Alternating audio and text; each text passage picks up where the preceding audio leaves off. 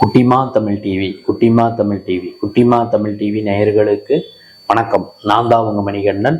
தொடர்ந்து குட்டிமா தமிழ் டிவி இந்த சேனலுக்கு நீங்க நல்ல ஆதரவு கொடுத்துக்கிட்டு இருக்கீங்க. அதுக்கு இந்த நேரத்துல வந்து ஒரு மிகப்பெரிய நன்றியை தெரிவிச்சுக்கிறேன். இன்னைக்கு குட்டிமா தமிழ் டிவி சேனல்ல பார்க்க போற படம், திரை விமர்சனத்துல பார்க்க போற படம் வீர தீர சூரன் பார்ட் 2. இந்த படத்தோட திரை விமர்சனத்துக்கு போறதுக்கு முன்னாடி குட்டிமா தமிழ் டிவி இந்த சேனலை சப்ஸ்கிரைப் பண்ணாதவங்களா இருந்தால் ஒரு தடவை பண்ணுங்க.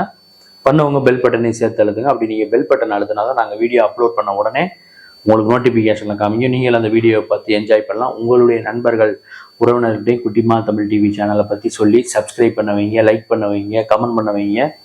வீடியோ பிடிச்சிருந்தா ஷேர் பண்ண சொல்லுங்க. இப்போ திரை விமர்சனத்துக்கு போகலாம். வீர தீர சூரன் பார்ட் 2. இது வந்து பார்த்தீங்கன்னா இந்த படத்தோட கேப்ஷன் குருவை பார்த்துலாம். விக்ரம், எஸ்.ஏ. சூர்யா, அப்புறம் வந்து பார்த்தீங்கன்னா துஷாரா விஜயன் மற்றும் பல முன்னணி நட்சத்திரங்கள் நடிச்சிருக்காங்க. இசை வந்து ஜி.வி. பிரகாஷ்குமார். இப்போ சில படங்களில் கதாநாயகனா நடிச்சுக்கிட்டு வர்றாருல ஜி.வி. பிரகாஷ்குமார், அவர் தான் இந்த படத்தோட இசையமைப்பாளர். படத்தோட இயக்குனர் வந்து எஸ்.யு. அருண்குமார். இதுக்கு முன்னாடி சித்தான்னு ஒரு படம் எடுத்திருக்காரு. அதுக்கு முன்னாடி சேதுபதினு ஒரு படம் எடுத்தாரு. பண்ணையாறு பத்மினி, சில படங்கள்லாம் அவர் இயக்கியிருக்காரு. இந்த படத்துக்கு அவர் தான் கதை, திரைக்கதை, வசனம் எழுதி இயக்கியிருக்காரு. இந்த படத்தோட திரை விமர்சனத்துக்கு போகலாம்.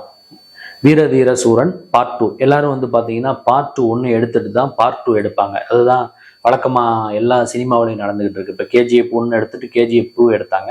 அதே மாதிரி பாகுபலி 1 எடுத்துட்டு பாகுபலி 2 எடுத்தாங்க. இவர் என்னன்னு தெரியல, வித்தியாசமா செகண்ட் பார்ட் எடுத்துட்டாரு. ஒருவேளை ஃபர்ஸ்ட் பார்ட் வந்து இதுக்கப்புறம் வருமா வராதாங்கிறது நமக்கு தெரியல. இந்த படம் எப்படி இருக்குன்னு பார்க்கலாம். இந்த படத்தோட கதை எப்படி ஆரம்பிக்குதுன்னு கேட்டீங்கன்னா,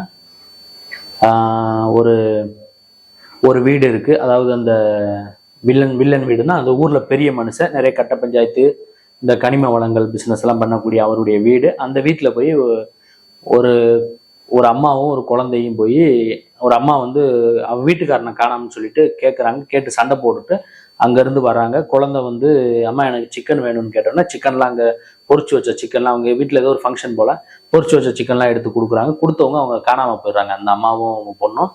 வீட்டுக்காரன் போய் கம்ப்ளைண்ட் பண்ணுறாப்புல. போலீஸ்காரன் போய் ஸ்ட்ரைட்டாக என்ன பண்ணுறா, எஸ்பிகிட்ட போய் கம்ப்ளைண்ட் பண்ணுறாப்புல. எஸ்பி யாருன்னா எஸ்.ஏ. சூர்யா. அவர்கிட்ட போய் கம்ப்ளைண்ட் பண்ண உடனே அவருக்கும் இவங்களுக்கும் ஆல்ரெடி ஒரு பகை ஒன்று இருக்குது. அது ஃப்ளாஷ்பேக்கில் தான் வருது. அதை இப்போ நான் சொல்ல மாட்டேன். அந்த பகை இருக்கிறதுனால இவர்கிட்ட கம்ப்ளைண்ட்டை ஸ்ட்ராங்காக எழுதி வாங்கிட்டு இந்த பெரியவர் ஃபேமிலி, அந்த அவங்க அப்பாவையும் மகனை என்கவுண்டரில் போட்டுடலாம் அப்படின்னு சொல்லிட்டு இவர் பிளான் பண்ணுறாரு. பிளான் பண்ணும்போது இந்த விஷயம் அந்த சம்மந்தப்பட்ட ஃபேமிலிக்கு போகுது. போனவுடனே அவங்க வந்து காளியை கான்டாக்ட் பண்ணுறாங்க. காளி யாருன்னா விக்ரம். அவர் வந்து இந்த ஊர்லேருந்து தள்ளி வேற ஒரு ஊரில் இருக்காரு, மளிகை கடை வச்சுக்கிட்டு இருக்காரு. அவரை கான்டாக்ட் பண்ணுறாங்க. அவருக்கு 2 குழந்தைங்க, ஒரு மனைவி, ஒரு அம்மா இருக்காங்க. அம்மானா மாமியார்னு நினைக்கிறவங்க, அவங்க இருக்காங்க. இப்படி போய்கிட்டு இருக்கு. அவரை கான்டாக்ட் பண்ணும்போது இந்த பெரியவரே போய் அவர் காலில் விழுந்து, என் மைனை நீ தான் காப்பாற்றணும், அந்த எஸ்பியை வந்து நீ கொன்னுரு அப்படின்னு சொல்றாரு.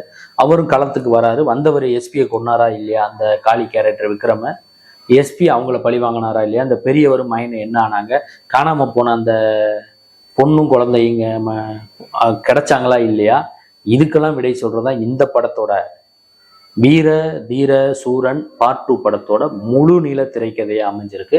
இதுல வந்து பாத்தீங்கன்னா படத்தோட பின்னணி இசையும் பாடல்களும் ரொம்பவே நல்லா இருக்கு.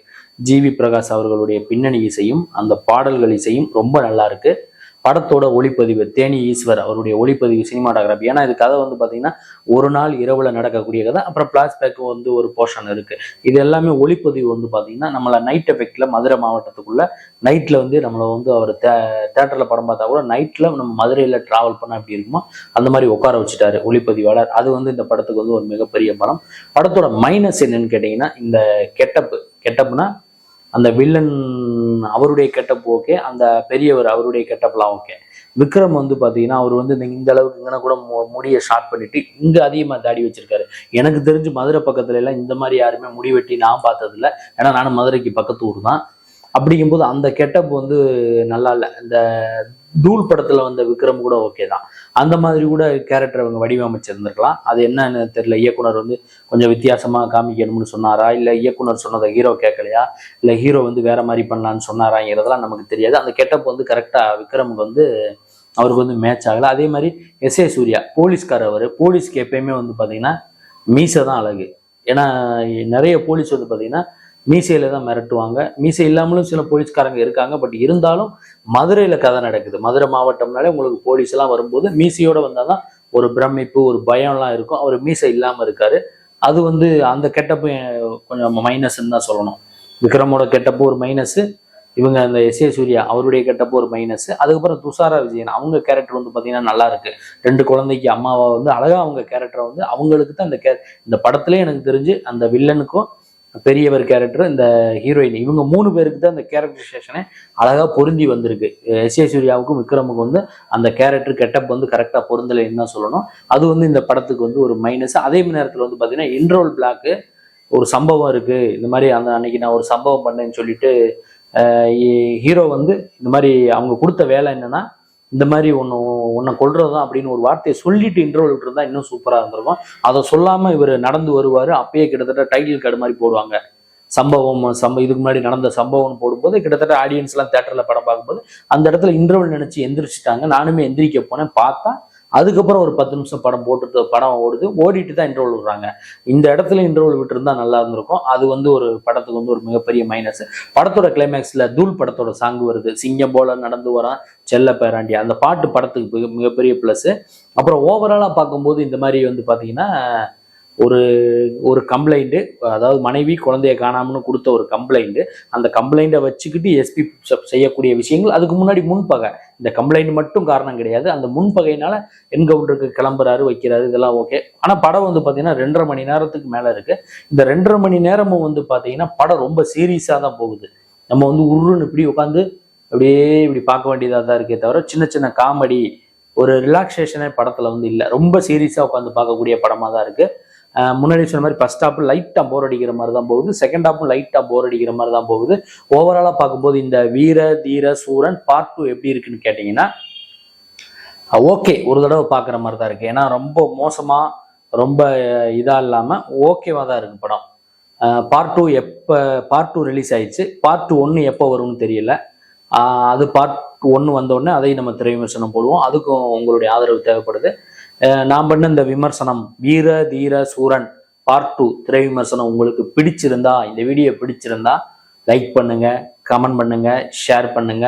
மறக்காம குட்டிமா தமிழ் டிவி இந்த சேனலை சப்ஸ்கிரைப் பண்ணாதவங்களா இருந்தால் ஒரு தடவை பண்ணுங்க. பண்ணவங்க பெல் பட்டனை சேர்த்தெழுத்துங்க. அடுத்த வீடியோல இதே மாதிரி ஒரு திரை விமர்சனம் அல்லது சினிமா செய்தி அல்லது இதர செய்தியோட மீண்டும் நான் உங்களை வந்து சந்திக்கிறேன். குட்டிமா தமிழ் டிவி சேனலை பார்த்து ரசிச்சுக்கிட்டு இருக்க நேயர்களுக்கும் ரசிகர்களுக்கும் பொதுமக்களுக்கும் நெஞ்சார்ந்த நன்றிகள். அடி ராக்கம்மா கையத்தட்டு, புது ராகத்தில் தாளம் கொட்டு. அடி ராக்கம்மா கையத்தட்டு, புது ராகத்தில் தாளம் கொட்டு. அடி ராக்கம்மா கையத்தட்டு, புது ராகத்தில் தாளம் கொட்டு. கொட்டு மேலம் இது கொட்ட போகும். அடி ராக்கம்மா கையத்தட்டு.